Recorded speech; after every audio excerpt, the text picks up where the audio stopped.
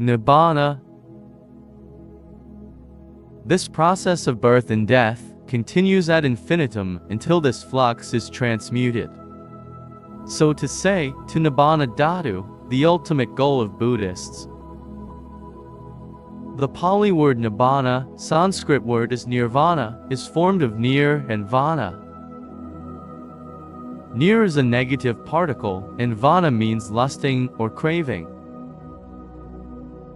It is called Nibbana in that it is a departure from the craving, which is called vana, lusting. Literally, Nibbana means non-attachment. It may also be defined as the extinction of lust, hatred, and ignorance. The whole world is in flames, says the Buddha. By what fire is it kindled? By the fire of lust, hatred, and ignorance. By the fire, birth, old age, death, pain, lamentation, sorrow, grief, and despair.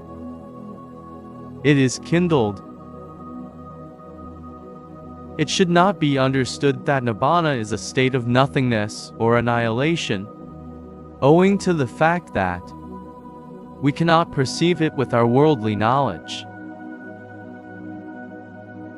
One cannot say that there exists no light just because the blind man does not see it. In that well-known story, too, the fish arguing with the turtle, his friend, triumphantly concluded that there exists no land. Nibbana of the Buddhists is neither a mere nothingness nor a state of annihilation. But what it is, no words can adequately express. Nibbana is a Dhamma which is unborn, unoriginated, uncreated, and unformed.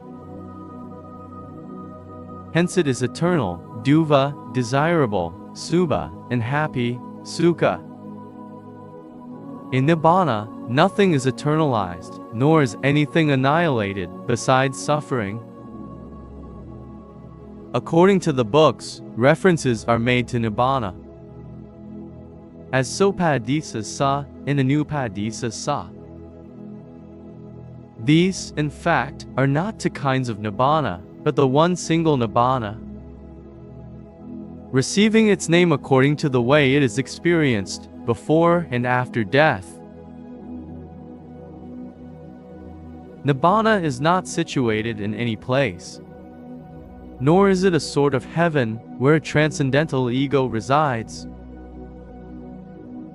It is a state which is dependent upon this body itself. It is an attainment Dhamma which is within the reach of all. Nibbana is a supramundane state, attainable even in this present life. Buddhism does not state that this ultimate goal could be reached only in a life beyond. Here lies the chief difference between the Buddhist conception of Nibbana and the non-Buddhist conception of an eternal heaven, attainable only after death, or a union with the God or divine essence in an afterlife. When Nibbana is realized in this life with the body remaining, it is called Sopadisa Sa Nibbana Dhatu. When an Arahant attains Parinibbana after the dissolution of his body, without any remainder of physical existence, it is called Anupadisa Sa Nibbana Dhatu.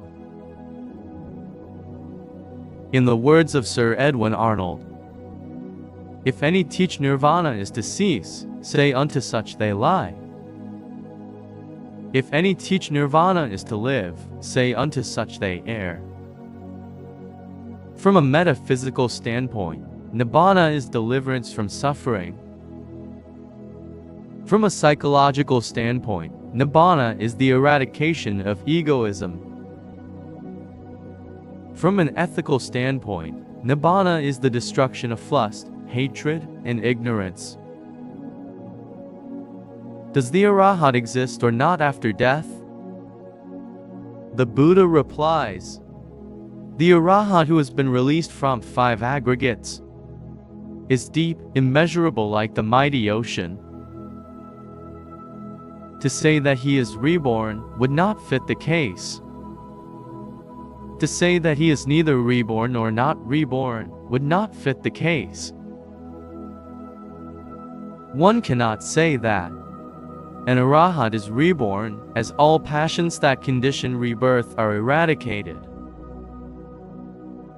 Nor can one say that the Arahant is annihilated, for there is nothing to annihilate. Robert Oppenheimer, a scientist, writes, "If we ask, for instance, whether the position of the electron remains the same, we must say no.